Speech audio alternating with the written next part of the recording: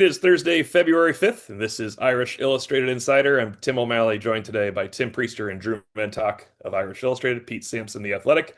And guys, if this was about 10 years ago, it would be the most highly anticipated and listened to podcast of the year following National Signing Day. As it turns out, yesterday was purportedly National Signing Day, and Notre Dame brought in two members. Drew Mentok, thanks for reminding me of that happening when you helped me out with the outline today. So I'm going to send it to you. Let's discuss those two members.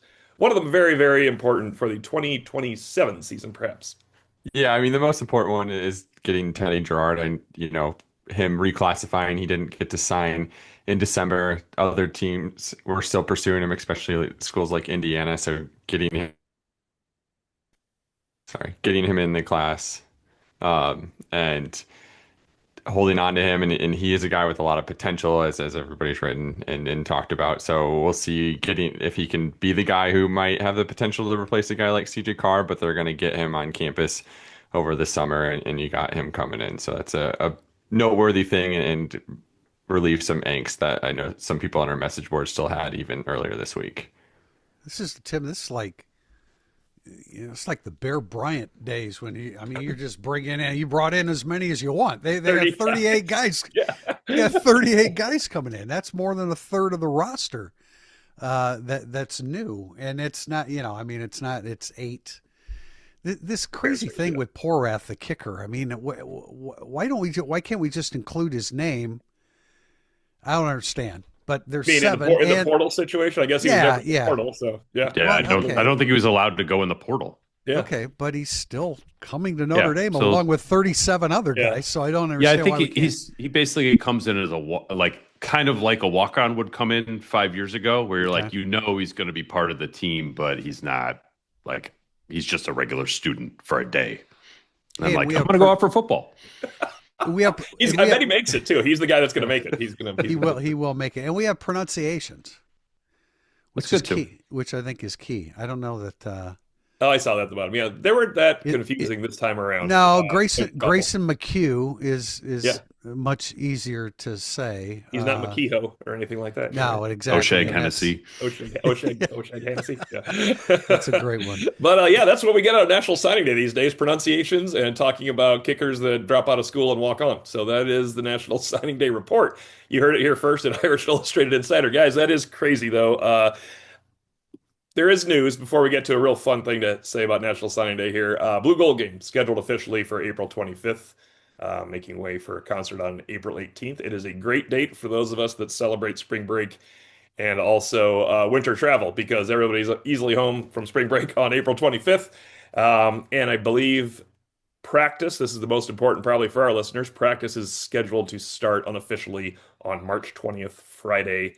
And in keeping with custom, they usually do 3 days a week in the morning, but it's a lot easier for the spring to do morning scheduling like that, Monday, Wednesday, Friday, and I'm sure we'll have a couple Saturdays thrown in, Tim. So mark your calendar for March 20th when we get back to work, and until then, we're all off. No, I'm just kidding. And there will be practices after the Blue Gold game is played. I don't. Or it's not. It's too late. It's too late now in April. Yeah, they don't have to. Selfishly, I like this schedule, not for spring break reasons, but honestly, it was already going to be a long off season. So now ending, we're doing football work up until May 1st now at The Athletic and Irish Illustrated. And I think that helps a lot. When it ends early and you're in mid-April, ends on April 12th, you're like, all right, 4 months from now, there's going to be some football. But as Tim said, 38 new faces. This is going to be a really interesting opening week and probably the whole spring practice, Tim. 2 quarterbacks, 2 running backs, 7 receivers, 2 tight ends, 6 offensive linemen on offense, 3 defensive ends, 4 defensive tackles, 2 linebackers, 5 cornerbacks, depending upon where Aiden Pouncey ends up, 2 safeties, and 3 specialists. So, yeah, when I saw 38 guys, this is Bear Bryant's at Texas A&M, and he's bringing as many as he wants. Pete, it's 38 guys to watch. Last year was 38 guys sitting out in some form. Yeah, there's because with the season ending so much earlier, you're going to have a lot less of that too. I mean, those are 4 games. Notre Dame didn't get its head, beat in because they were high leverage games. So you remove those injuries on top of just the wear and tear of snap counts. It should be a much more available spring practice than it was last year. So I think spring practice is kind of overrated. But this is one of the more interesting ones I think any of us will have covered just based on the volume of new players to watch.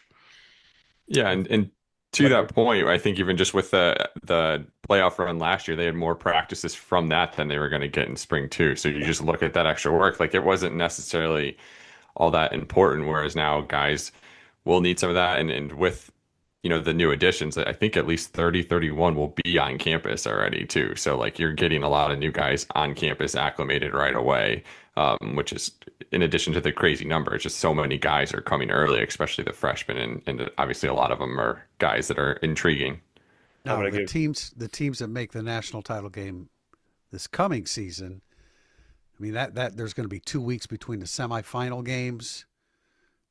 is it 2 full weeks, isn't it? Yeah, I It think it is. Right is, there, and just then about. Yeah, yeah. the national championship is the last weekend of January. So it's that's bad so calendaring. we're all kind of counting on Notre Dame making that big run. It'll be a long season if they do. Before we circle back to signing day stories, and this will give Priester a chance to think of some over 44 signing days. Your favorite one's probably not from this signing day, though. I want to get Pete and Drew's thoughts on Brian Jean-Marie. You guys were not on Monday's podcast, so Drew, start with you. That is from all accounts, everybody we talked to, very highly thought of assistant coach.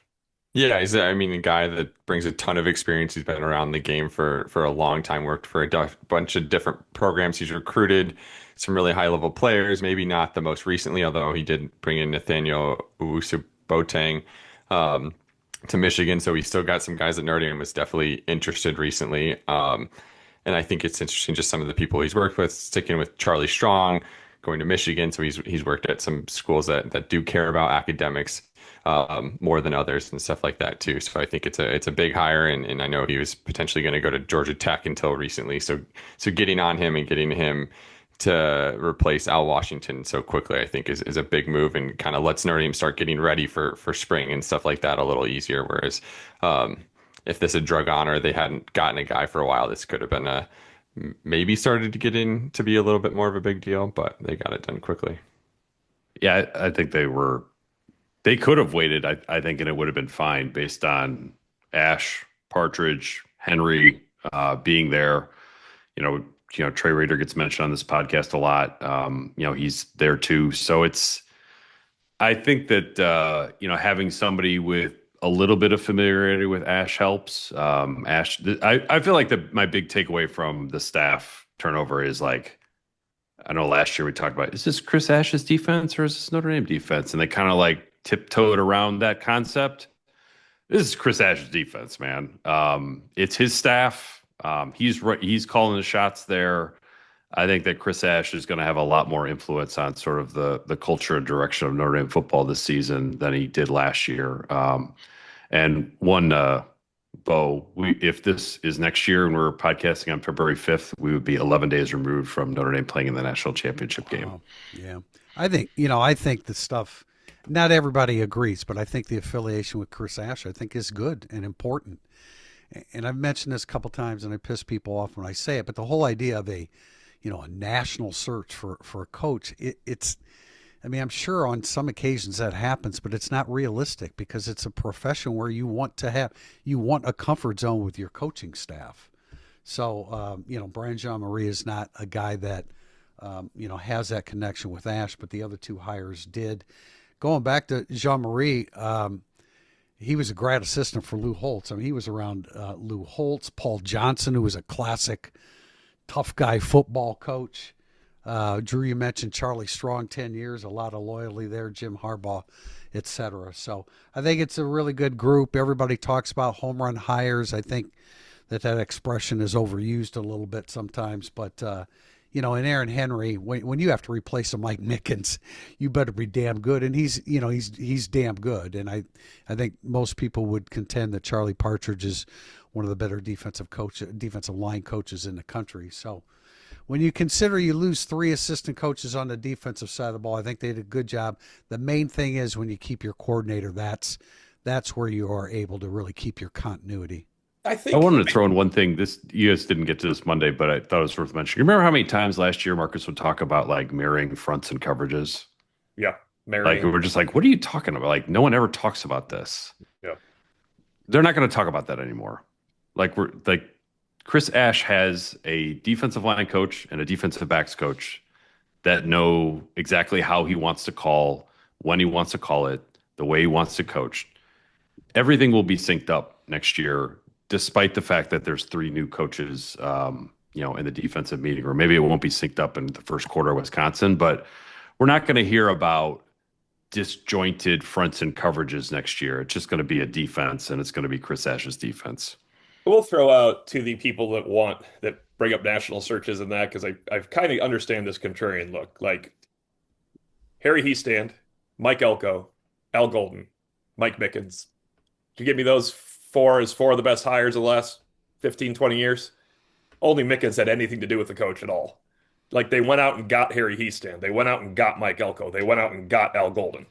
I mean, Marcus Freeman. I guess the only Yeah, the only thank you for thing I was just going to mention that. well, I mean, Marcus Freeman, I always think he was at Cincinnati, but that has nothing to do with Brian Kelly for after 10 years No. removed from Cincinnati. So the five best hires were all outside guys. So I do get it. I also get that you want a comfort zone with guys you're hiring. So I mean, I think to each you got to his marry own those kind two of thing. things. See, more marriage, Pete Sampson. You got to marry the front and the back on these situations. Mm-hmm.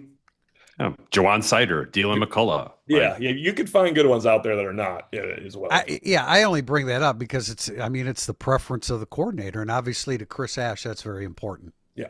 Before we get to some NFL Combine stuff, do you guys want to share any favorite National Signing Day stories that do not involve the awkwardness of being there when Deontay Greenberry went to Houston? Brian Kelly pretending to take a phone call live from Jeremiah That was a good Wusu-Koramoah, one. or accidentally putting Eddie Vanderdoes on a list Oh. passed out to the media when he was not part of the class. I gotta tell you, the one that and because you were sitting next to me, Tim, the one that pumped me up the most was when we found out that Kingston Viliamu-Asa was coming to Notre Dame. Oh, Faremo. I'm sorry, Faremo. yeah, Yeah. Faremo was like, I did not expect to hear that day, and that was a really pleasant surprise for me. I remember talking to T. Shepard's dad on signing day, and I broke the Deontay Greenberry news because he was like, he's going to Houston. I'm like, what? He said he's going to Houston. I'm like, I'm sorry. It sounded like you just said he's going to Houston. He's like, yeah, he's going to Houston. I'm like, okay, thanks. I got to go. I gotta go. Thanks for the conversation. Yeah. The other, I remember calling Ian Williams on signing day just to make sure he signed with Notre Dame. He's like, nah, I signed with Tennessee. And I was like, what? And it's like, I'm just messing with you. I signed with Notre Dame. Like, That's pretty good. Drew, how about you? Recollections, signing day? I didn't really cover the team when February signing day was a big deal. I wrote down the Jeremiah Wusu-Koramoah thing. Just 'cause I remember watching that and being like, it's almost lucky he turned out to be good because he was just like a random 3-star like talented guy like that you did this kind of pomp and circumstance for. And I remember like going back and watching the video and stuff a couple of times. So it was fortunate it worked out because that is an odd player to potentially do that for. BK at his most dishonest best. Yeah, I don't think anyone in the room disingenuous. I believed think him. we can just call him disingenuous. Maybe be a little more Disingenuous. charitable. Disingenuous is probably the nice way of doing it. Yes. Well, it turns out Jeremiah Wusu-Koramoah was invited to an NFL Combine. That's our next topic right here because that guy was good. Hey, I do want to point out Priester and I were extremely high on JOK. I ranked him second. Priester ranked him third in that class. Oh wow. Won't say the defensive tackle that was ranked first in that class by many people, however, because he did not last very long. But Drew Bentock brought this up as part of our outline. Last year, 8 players invited to the NFL Draft Combine. It was announced on February 13th, so very soon they will be announcing. Drew, why don't you cycle through the obvious that are going to be announced this year, and then we get into the topic of who probably won't be. Yeah, so in about 325 to like 330 players or so get invited every year. So I think that I'm gonna say at least 6 from Notre Dame get invited, but the definite obvious ones are Jeremiah Love, Jadarian Price, Malachi Fields, especially after the Senior Bowl, Eli Raridan, I think Billy Strouth, Emil Wagner, I think there's a good chance, and then I think after that is where we need to get into some discussions. Those are the ones that I wrote down. I want to remind everybody that Drew Mentak will be at the Combine representing Irish Illustrated as he has for the last couple of years. 2 years, yeah. Yeah. So I'm going to Yeah, say it's, I there's mean, less. There's going to be under 7.5. Last year there was oh 8. yeah, Yeah. 6 Stone Cold Locks, but I think that's it. Yeah, all on offense. Yeah. The only guy that could be Devontae Smith, I don't think it's invited. I'm glad you I brought think that that up because Tariq Bracy, Thomas Harper, and Jordan Clark were not invited. Tariq Bracy. What do you, is that The, the $100 laugh last you the got last Yeah, three there? Nichols were not yeah. invited. Jordan Clark played a national title game and played well, and he wasn't invited. I mean, Samson's got $100 laugh because yeah, Yep. I bet him I $100 that like it's like Nichols and receivers, and this is where Will Pauling unfortunately gets caught up. Like yeah. yeah. they're, I don't, they're a dime a dozen. There are a ton of Will Paulings. There are a ton of Yes, Devonta Smiths. That doesn't mean they can't make it. of course. And That's they'll be O'Malley's in an point. NFL Yeah, camp. yeah. But I just don't think NFL teams need to see them the way that they would need to see everybody else on this list. I clarified this on the message board because I said there's 150 Will Paulings. I didn't mean he won't make a team. I think Will Pauling will make a team actually, but he is not getting. It was somebody said he might be drafted in the fourth round. Pete, I was like, there I go, guys. Hey, It's not even a thing. That's not even a thing that could happen. But he could end up being as good as a fourth round receiver. That's how the NFL works. But there's 100 up. Let's see, there were 49, 50 receivers last year invited to the combine.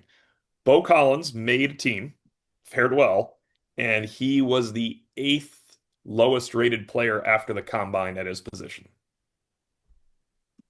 Bo Collins is a lock to go to that combine. It's just hard. It's just a lot of players out there. If you go down and read the wide receivers, there are so many wide receivers you did not know at that combine last year. It is crazy to see that. There's just it'll be harder for Will Pauling to get drafted. It'll be harder for Will Pauling to be invited to the combine than to be drafted than to make a team. I think Will Pauling's good and he'll make a team, but that's not the guy you invite to the combine. It's like Will Pauling. I don't want to say he gets hurt by playing at Notre Dame, but like if you're an NFL scouting department, you've sort of seen everything you didn't need to know. The guy who's playing at, I don't know, St. Cloud State. Yeah. You're like, actually, could we put him on the same field as these other guys? Because I'd like more of a like for like comparison. Like Will Pauling has already got that. He's solid. I think He'd be better. there. He's solid. Yeah. I don't think he will get invited, but I think there's an outside chance Devonta Smith could, just because maybe the injury history, they want to get him there for that. He did get invited to the East-West Shrine Bowl. Maybe there's some people who got to look at him there that maybe are going to push for him to get there, some scouts or things like that. I don't necessarily think he will. I agree that you don't really see Nichols getting an invite. And sometimes it also goes the other way where I feel like scouts like a guy and they don't want him to get that limelight. They want to keep him under wraps too. So who knows how it's going to work, but... Like there really aren't any, Tuihalamaka's not There's going no. anywhere. I mean, There there's there just no. really aren't many options. I don't see. I mean, maybe you're right, Drew. I mean, maybe Devontae Smith then ends up being. They've got to invite some nickels. I don't know who the top nickels in the country were per se. Maybe But being Alabama and Notre Dame doesn't hurt Devonta Smith's case. that's true. That is true. But I think it's the same as Pauling. Yeah. It's like we've already seen enough of him. Yeah. Just like from a Will Pauling point of view, these are the colleges of the wide receivers who play for the Seattle Seahawks, which will be playing on Sunday night. One is Ohio State.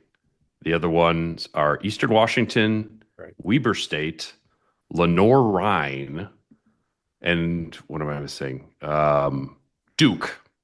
So, I mean, those are guys that NFL people probably would have liked to have seen against higher level athletes at the combine, whereas, Will Pauling, Devonta Smith, you've sort of already seen it. Wrapping up segment one, there was not a high-level college basketball game played last night, but Notre Dame did lose by double digits for the 21st time. Is that right, Tim Priester? In the last 3 years of Micah Shrewsbury's tenure? 27. 27. It's actually my Thursday thoughts today. I mean, they're more likely in ACC competition. They're more likely to lose by double digits than single digits. They did cover 17.5, by the way. Thank you, Matt Freeman, for sending me that note early in the morning because I was like, that's too high. That was inflated. That was, yeah. Well, that was the best thing I could say about Notre Dame basketball recently. this year is that line was inflated.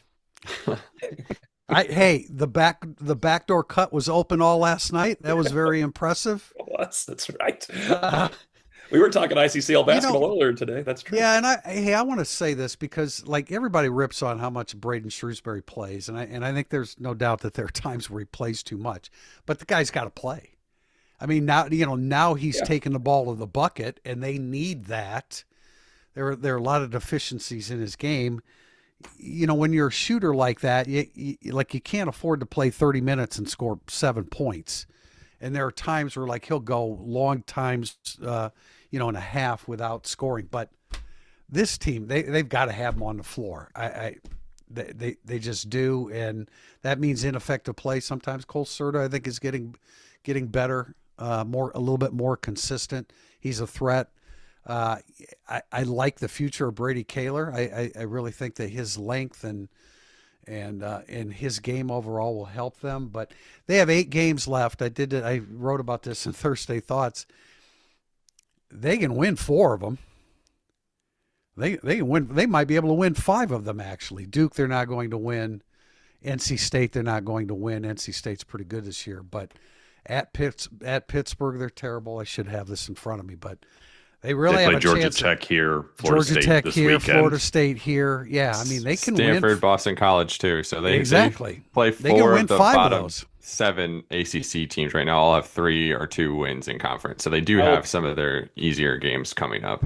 I'll go under 5 on my always going over. Okay, But well, yeah, I would set yeah. it at 4. I would set it 4.5. Really, maybe 4. Under 4. I think Under 4.5. I mean, they're not much better than those other teams who are terrible. So I Well, would that's think true. just they would No. split those games. I hear you, but I think that I just think the makeup of this team led by Carson Towle, they're just going to keep fighting. I mean, I just think that that's one. Maybe they're naive enough to just keep fighting here and playing. I think they will. I don't know what 4-4 gets you. It doesn't. 4-4 gets you 6-12 in the conference. That doesn't get you much. You, That's the Garrett. you make That's the the Garrett ACC Sherman tournament. year. You That's the make the Garrett Sherman ACC year. tournament. Yeah. Yeah. I think that it should be 3.5 would probably be where I'd put the over under. Over But under. if they All right, get to okay. 5, I think you feel good about what they're building and I guess how they finish the season at least would be Who where wants I'd to go with take that. Who wants to take a bet with me at 3.5? I'll take over. So you say they'll go 4-4. At least. I'll take Well, if the you're under. saying at and, least, I want you to bump it to 4.5 because I'm taking the under. Then it's easy money. Yeah, that's like then saying I would that, have to just set it at I'm 4. putting Houston and Griffith in the draft and asking me where he's going to get drafted. There is. Then I would just set it 4, and if it's a push, it's a push. All right, there we go. I'll take that. All right. Well, we actually did have a basketball question we might blow off now in segment 2, but we'll be back regardless with segment 2, burning up the boards. Welcome back to segment 2. We call it Burning Up the Boards. Our first question is from Irish Gambler, and it was saved from Monday for Pete Sampson. I would love for Pete to expand on his bold prediction in an athletic story where he wrote about future football scheduling and the ACC. It's probably disappointing for people that it was just a bold prediction. I think that there's more, despite Jim Phillips' commentary, I think in the last week, some on The Athletic about, they've mended fences with Notre Dame. The ACC appreciates Notre Dame's value to the league, and Notre Dame appreciates the ACC's value to Notre Dame. I definitely think there are some people at Notre Dame who are like, I disagree. And I don't know if those voices will win out. I think that a less bold prediction, which would not qualify as making that story, is like Notre Dame just sort of waits to see what the college landscape looks in 2030. And then who knows if the ACC is a thing or not. But I think that the animosity or like ill will between Notre Dame and the league by some people around Notre Dame, I think was quite real in December. Maybe that's kind of cooled down since. Pete, if you could explain exactly what your bold prediction was, I'm not sure. Yeah, it was just that by the end of the year, Notre Dame will serve notice to the ACC, like this isn't working, and they will figure out something with the Big Ten and the SEC to fill the schedules. I also think the problem with the Big Ten is I'm not sure if the relationship between Pete Bavacqua and Tony Petitti is that great. So that would make that complicated to jump into. So you almost would need a bold prediction on top of a bold prediction that Tony Petitti left the Big Ten, and then maybe that would open the door for something. The scheduling Big Ten teams is a lot more fun and appealing for Notre Dame fans now because those include USC, UCLA, Oregon, and the like, as opposed to Yep. just the regional matchups. I just thought your suggestion, Pete, of the Big East and the rest of the sports being in That that just makes conference. sense, right? Yeah. Yeah, I mean, it really does. That's why I thought it was a great comment. Look, I understand, and I know everybody, Notre Dame fans are upset with the ACC, and I get you. What I don't like is an attack on Jim Phillips, because Jim Phillips is a Notre Dame guy, and a really upstanding guy, and maybe that was kind of part of what I just didn't like about the whole the way everything unfolded after Notre Dame was denied a big bid. Jim Phillips is a good man and a good leader, and I didn't think that he necessarily deserved that attack. As I far agree. Yeah. Yeah. I would just say, I think Jim Phillips has been dealt a bad hand and he has not played it great all the time. But if you've got a 6 and a 4 offsuit, there's only so many things you can do with that. I mean, the league hasn't folded like Florida State and Clemson haven't dipped out or anything like that, so it could be worse. So he's clearly at least kept it together and Yeah. restructured things so that those teams at least seem happy enough for now. So I think that's an accomplishment. I'm going to go back to Drew for this next question from Pink Robots, because I believe these are all modern era meltdowns. And Pete, you guys can jump in after. Which of these fandom earthquakes provoked the most message board activity? Brian Kelly's exit, the Dante Moore decommitment, summer QB battle reveal of 2024, the 2024 championship game. I will let you all know that is not number one because it never is real football. The 2025 playoff snub, the bad portal weekend. That's a great one, by the way. It sounds funny when you read the rest of it, the bad portal weekend compared to all the other things. Drew, what gets your vote for the biggest fandom message board earthquake?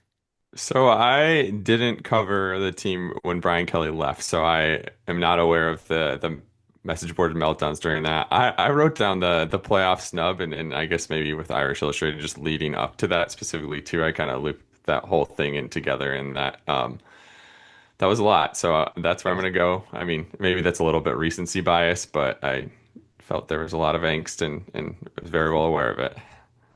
I went back and looked at the listens or YouTube page views of The Independent, my other podcast with Matt Fortuna. Number 1 was the college football playoff snub. Number 2 was BK exit. And number 3 was Northern Illinois. That is also the overtime highest live views by far is the playoff snub as well. I have a hard time differentiating between the snub and Brian Kelly's exit, because it both pissed off Notre Dame fans so much that I was actually, Drew, I was standing outside in the vicinity of the Goog when Brian Kelly drove away that morning. So that was an interesting thing to witness. And I mean, Brian Kelly's exit brought out all the displeasure the Notre Dame fans had with Brian Kelly. It all came to a head at that point. And the snub, I mean, the snub's even worse because Notre Dame absolutely, positively belonged in the playoffs. And, college football was denied a great football team playing in postseason. I would say I got to go with the playoff snub because Marcus Freeman was hired on a week later, 5 days later from Brian Kelly. I think people got pretty excited. I think people got pretty excited pretty quickly. It seemed a long time, but it was it seemed like it, but it was like yeah. December. It was like December 4th. Yeah, which is crazy to think of. The playoff snub By the end of the next week, yeah. The playoff snub has not gone away, and the playoff snub has 12 more months to percolate unless Notre Dame's 12-0 and number 2 in the country. People will be pissed about the situation.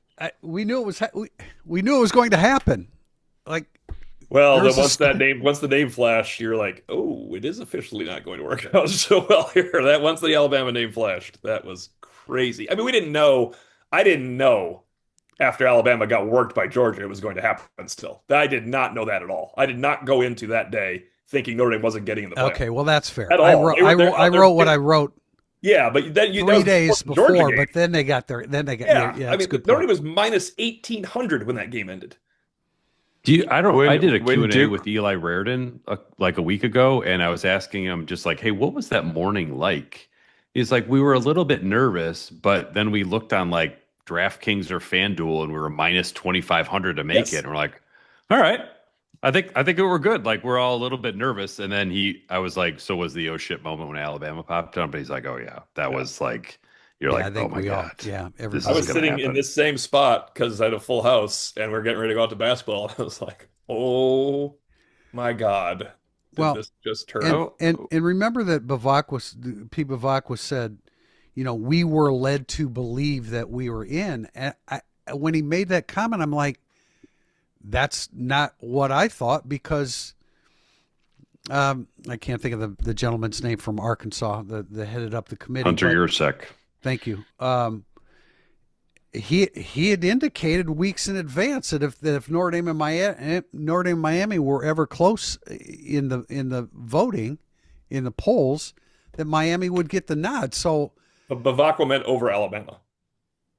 well, okay, you're right. Alabama got 3 rushing yards and lost by No, 22 and the that night was my before. They argument were was not Alabama, supposed to not get in. Miami. Yeah, I think I got minus yeah. 3 rushing yards. minus Actually, 3 rushing yards. let's Yeah, not that's oversell it, O'Malley. That's true. They lost to actually a 5-win Florida State team too. Like they had some bad losses, but I agree. As soon as They Duke could. lost or won the ACC, yeah. I texted Bryce. I was like, this is bad for We Notre we Dame. That's when I felt that it was they could. I unlikely. wrote it. They could. Alabama could have finished 8-6, and they're still going to finish ahead of Notre Dame.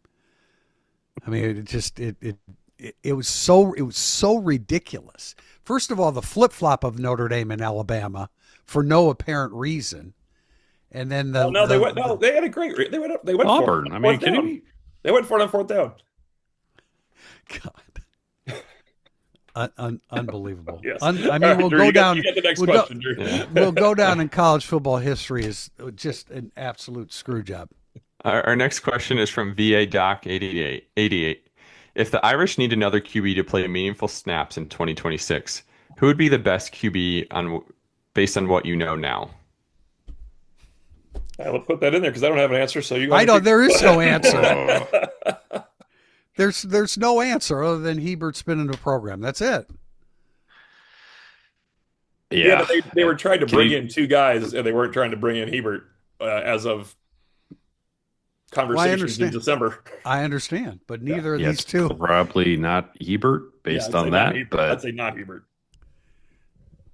I don't know. I don't think there is a good answer for this. And I know there's some conversation about like should they have brought somebody in and like what are your plans if CJ Carr gets hurt? Like you're screwed. Like it's the Peyton Manning. We don't practice screwed comment. Like if Well, you CJ play- Carr gets hurt, they're pretty much dead in the water. You play the young quarterback that you like better than the other one, and then Yeah. you try to formulate an offense around that. You better hope your offensive line's playing really well at that point.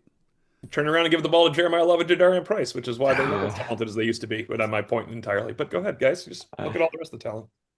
I think if I'm just gonna give like a maybe point for Noah Grubbs is like he dealt with a decent amount of adversity last year, had to surround sporting cast that really didn't do much, and then he found a way to still win a state championship. I don't know. Maybe there's some Fair. sort of moxie or thing that he learned from that could make him better equipped to kind of come into that type of situation. That's obviously that's not going to be the ultimate factor, but that's my only point for him that he could potentially be the guy they go on to.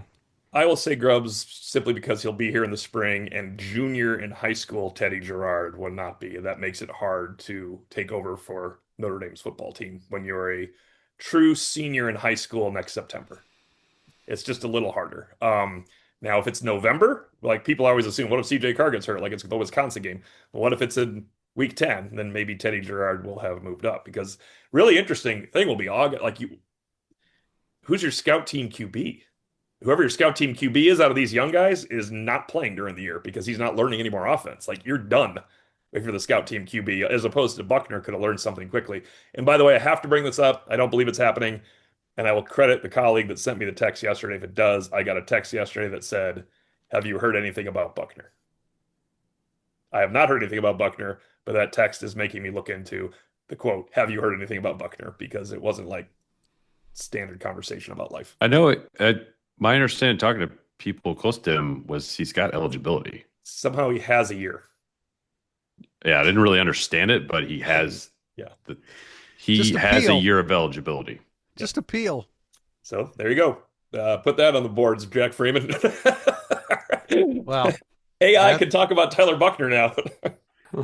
that's not without significance. That's That's why I brought it important. up here. That's why I brought it up. That'd be who I'd put in the game. That's who I would put in the game too. That's why I brought it up. So there we go.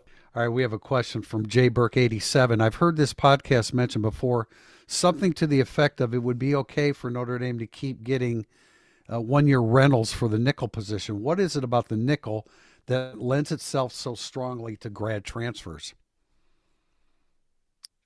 I 4 years in a college weight room and 4 years of actually playing college football. yeah, it's also the hardest position to play in the secondary per everybody that plays nickel. I also think too, just like even though the NFL is valuing maybe that position more, it's not necessarily a premium position like you're going to see with some of the other positions in the secondary. Like Kyler Gordon is the highest paid slot defender in the NFL. I mean, 3 years, 40 million is what he got last year, which is like good, but it's not like what we see from a lot of safeties or cornerbacks and stuff like that. So it's a position where you might be able to stay in college more. And Kyler Gordon also played cornerback at Washington. So you can, and then was a second round pick. So it's a place where you can, if you're a nickel, you might want to stay in college because you're not necessarily get drafted because they can convert college corners to nickels if they need to and things like that. So I think it just lends itself also to like, we're talking about Devontae Smith. There's not likely to get invited to the combine. Like there's reasons why they're not going to necessarily get drafted and stay around and be available to transfer to Notre Dame. Yeah, I think the answer to the question is experience. I mean, that Notre Dame has gone out and gotten very experienced. Devontae Smith had been a little banged up and stuff, but experienced guys at that position. So, I mean, that's a plug and play transfer if you got a guy that's played the position before. I don't have my list handy, but I wrote a story on this. Notre Dame, when they tried freshman nickels for 7 straight years, it was Elijah Shumate, success, benched. Cole Luke, success, benched. Matthias Houston. Farley, success, benched. Sean Crawford would have not been benched. He'd have been the one guy, I think, that would have been the nickel that continued to start. Nick Coleman, success, benched. Houston Griffith, success, benched for Nick Coleman. And then Kyle Hamilton stopped it because he's a unicorn. And if you get Kyle Hamilton as a freshman, he will start at nickel. He could start at nickel for Notre Dame if he was 17 as a freshman coming in because he's the perfect nickel there. But and since then they've gone to veterans like Sean Crawford was a. They really didn't have one in 2020, but Sean Crawford was a Well, 60-year speaking player. of unicorns, when you're playing USC and Mekhi Lemon's in a USC uniform, you move Leonard Moore there, and Sure do. think good things happen for you. Yes, that's one way to make it happen. Our next question, two-parter from ND Quebec. It's early. He's right about that. But how would you grade Notre Dame's offensive line for the next year, maybe comparing it to this point in 24, 25? And do you grade the defensive line or offensive line higher for 2026? I like the D line more than I like the O line next year, I do too. which is not something I would have said a year ago because I thought this O line was shaping up to be like elite, elite, elite. And it just, for reasons of player departures and injuries, just has not happened. So I don't know how good this offensive line is going to be, but I'm to the point. I think you guys maybe talked about this on a previous podcast I wasn't on, but just like I'm kind of at the point with the offensive line. I'm like, I'm just going to wait and see it. Like I'm done being like this O line is going to be great. Joe Moore, this that. Like, let's just go out and see it first, and then I'll have some commentary on how good or great this group could be. The 24 line at this point was projected to be after the Sun Bowl, is what we're looking at, okay? Jagusa, Shrouth, Craig, Spindler, or Coogan, because he has been playing. And we all figured Emil Wagner, and that ended up being correct. Yeah. That's Drew, a what do you pretty think? good projected line going into 24. And last year was better because they were all those returning guys. I mean, last year was Knapp, Schroff, Craig, Jagusa, Jay Sloss, Coogan, Wagner, Lambert. I mean, I think those were both better projected lines than what you could reasonably project this year. But I don't know, Tim, how do you feel? Well, I mean, I think a lot hinges on the health of Jagusa, and we're not sure at this stage. If you have him at full strength, he's a plug and play in place of Schrouth, and you're feeling pretty good about you can, I mean, you can do what you want to do with. If you got to have Absher in the lineup, you put him at guard. You move Lambert to a tackle spot. You keep Knapp at a tackle spot. Craig's probably not ready. Otting at center. But Pete, I mean, I agree with you. I think it's defensive line. If we knew, okay, Joggis is 100% rolling, he's not going to climb into any utility vehicle between now and then, and everything's going to be okay, I'd feel a Greg lot tore his better about it. ACL a year ago, not Right. seven Yeah. months ago. 7 months Yeah, ago. but with what they did in the portal with getting Keeley and then a couple defensive tackles, and we anticipate Traore playing really his best football. I anticipate Bryce Young. I mean, I have a lot of confidence in the lineage of the Bryce Young family, and that he's going to dial in here and be a much better football player. I agree right now. I think I would definitely choose the D line over the O line, largely because of the uncertainty with Jagusa. Yeah, I mean, I agree with both of you. The only thing I would say is I mean, I think maybe the ceiling is higher for the offensive line. Like if everybody actually clicked like we thought they could, and um, we had Gerby Lambert maybe bump out to tackle, and that worked out. And um, I don't know. I could see maybe that you have 3 or 4 5-star potential or borderline 5-star former recruits there with a lot of good size and stuff. Maybe if Yeah, everything does work out, that could be better than if everything worked out on the defensive Will line. But Black, the Will defensive line Black, has a lot of talent too. Yeah, Will Will Black, Black. and Matty Augustine will be good. They will be good offensive linemen. How soon? Not certain. Yeah, I think if someone had said Charles Joggis is about to start practicing in the spring, it'd be a different answer for me on this one. But like Pete, I'm just going to wait because I'm just going to assume that's not going to work out as well as everybody's going to pretend it's going to work out over the next 6 months. Our next question is from PA Irish 5. Since ND's omission from the CFP, what offseason development do you thus far consider to be the biggest surprise? I like this question because I thought of a quick answer, which is the benefit of taking the questions, was the undergrad transfers. The preponderance of undergrad football transfers surprised me in a positive way. There's positive and negative surprises, as we always point out. Mostly undergraduate transfers was surprising. I would have said, if you said they got 8 transfers, Tim, how many were your undergrad? I don't know, 2, but that's Yeah, not what it was. yeah. That's my answer too. The undergrad transfers was a really significant development. Just to be different, I not fully related to Notre Dame, but I really thought the CFP was going to get expanded. Like looking back in like December, and the fact that it's at 12 teams and Notre Dame gets to keep that guarantee, because if it had gone to 16, they wouldn't have that anymore. And after they leaked it, they definitely weren't probably going to get that type of guarantee again going forward. Um, I'm surprised it stayed at 12, and now if they're in the top 12, they're going to be in next year.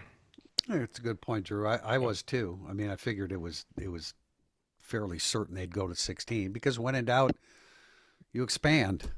Generally speaking, I can't think of anything more surprising than the undergrad transfers. I could bring up January 2nd, the opening of the portal, but and that was certainly a surprise. But I think we all knew at some point that things were going to loosen up with undergrad transfers. I don't know that it was on our radar right at this moment. We have a question from Nicodemus, and that is, can you look through all the shiny objects on this roster and each predict a player from 24? Did I skip a Nope. question? Okay, sorry. Nothing. All right, Nicodemus, can you look through all the shiny objects on the roster and each predict a player from the 2024 and 2025 classes that could emerge in 2026? Players that are getting little outside conversation but have the talent to make an impact. It's a So, small. yeah. There's not a lot of options that I think fit the sort of spirit of this question. Yeah, because there's good players, but I'm not sure they're not getting much. You can't choose Aeneas Williams, Tim. Yeah. I mean, can I choose Madden Framo? Because I think he gets a lot of conversation about him as Yeah. well. I mean, I think the guy from the 25 class that will have the biggest impact is Framo, but he does not fit the parameter. So, geez.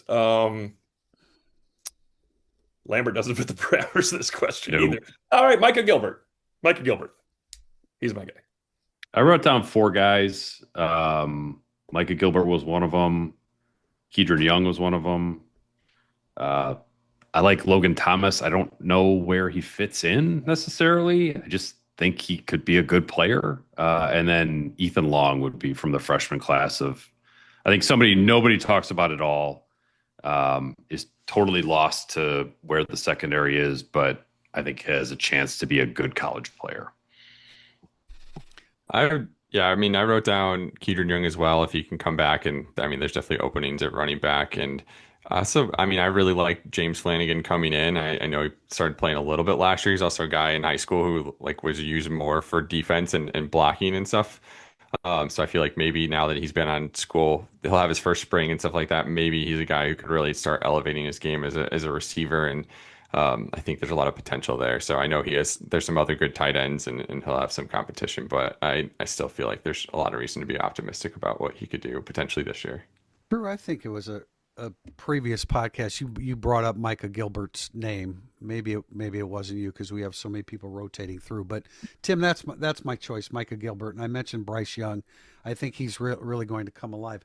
Luke Telich came in 23, so he doesn't qualify. Is that Yeah, right? he's a senior. Correct. Okay. Yeah, Yeah, I can see Luke Telich. I realize that he doesn't necessarily project as a starter, but I can see Luke Telich continuing to play. He already plays a big role, but I mean, I just see him being a difference maker on a regular basis, and I think he will continue to do that.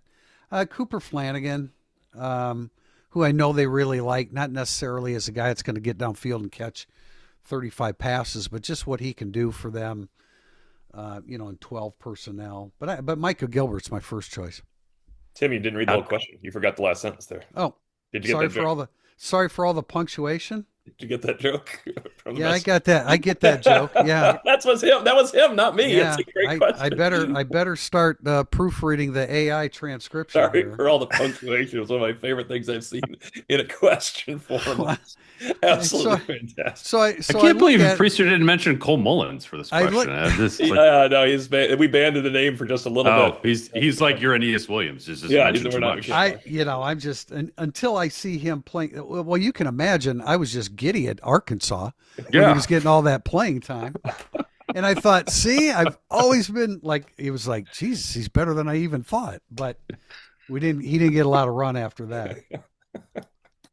And that just in fact now everybody can drink, so that's fine. Cole Knowles was mentioned on this, and it was brought up perfectly.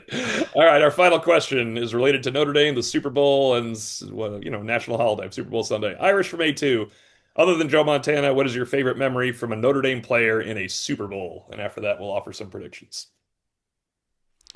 I'm going to go way back because Ross Browner had 10 solo tackles in Super Bowl 16. Against Joe Montana, doesn't count. Just kidding. Yeah, I know I'm the only guy here that can say I remember all 60 Super Bowls, which is Nice. That's a lot. Jerome Bettis winning the Super Bowl in Detroit. That was great. Yeah. I think that would have to be after Joe Montana, a solid number two. he didn't do much, and he didn't do much in that game. No, Well, I he mean, was at the end, that was but it like was at the good for very him. end of his Yeah. career, but Yeah. kind of a cool moment. Justin Tuck sacked Oh, Tom yeah. Brady twice, and maybe the greatest upset ever in Super Bowl history. And I mean, that was won by the defense, so that one stuck out to me. Tuck was mine for sure. And then selfishly, Ricky Waters scoring 3 touchdowns in the Super Bowl also was a good time for 49er fans. And then there was the other Joe Montana ones, if you're going to talk about more Joe. Yeah. And Joe Theismann won a Super Bowl. Joe Theismann won a Super Bowl. He didn't do real big. He actually threw 2 picks in that game, but and David Givens is the only Notre Dame player to score touchdowns in multiple Super Bowls. Yeah, call. he that was especially considering what he did at Notre Dame compared to what he did for the Patriots. Every time he'd do something, you just think to yourself, "Huh, could have worked out really well for Bob Davie had he played it like that at all." Any Super Bowl predictions? After I can tell you quickly, after watching the Seahawks up close and personal twice in a month, I will not be picking against the Seahawks. I think we could add Julian Love's interception of Drake May to our favorite Notre Dame Super Bowl memories Coming after up. this weekend. I have a prop bet on Julian Love. I like the Seahawks a lot. I don't even know what the spread is, but I would take the Four and what a is it? half. 4.5. Okay, I really like the Seahawks then. So yeah. I mean, I'm as a slightly bitter Broncos fan and watching how that Patriots could barely beat them without their quarterback, and the Seahawks also have a pretty good defense. I wouldn't pick against the Seahawks either. Yeah, I'm on it. They look really, really good to me. I'm on that. You could probably raise that number a little bit, and I'd stay on the Seahawks. I guess that's the only reason I'm not as heavily on it as I would be, because you sure seem like you should raise that number a little bit, but They know a lot. So no, I think the Seahawks defense is the Seahawks defense is the best unit on the field for me. And turns out Sam Darnold's a heck of a nice guy too. Have you guys seen all his interviews? And he won't say a bad thing about the Jets who totally screwed him over and all that, but Really? yeah, he was a 49er quarterback when Brock Purdy was injured. No great team Right. though here, right? This is not a Seahawks are not a great team. They I just have a don't, really good. I mean, probably not, but I could see them playing a great game and being the convincing, winner of the Super Bowl. So, All right, prop bet. Julian Love scores a touchdown, guys. Go on, jump on it, everybody on DraftKings. Until then, we'll be back on Monday after the Super Bowl. We'll talk a little bit about Super Bowl, especially if Julian Love has a good game. Who else is in the Super Bowl, by the way? Riley Mills. Riley Riley Mills Mills is That's right. on the roster. who I saw in the broadcast a couple weeks ago. Did you see him? He played some games. Yeah. Yeah, You know he why? He's started not a suiting at the rotational end. lineman like they had last year. That's I mean, big guy like that coming back from an ACL. He played in some games. I'm sure it was totally mop up stuff, but Super Bowl Sunday. If you guys read Monday Musings, you know it should be Super Bowl Saturday because you can get 13 days off and make it a national holiday, so we all don't have to go to work and school the next morning. But we will be back on Monday after the Super Bowl for another Irish Illustrated podcast. Until then, for Pete Sampson of The Athletic, thank you for joining us. Tim Priester and Drew Mantok of Irish Illustrated. I'm Tim O'Malley. Thanks for watching and listening. Irish Illustrated Insider.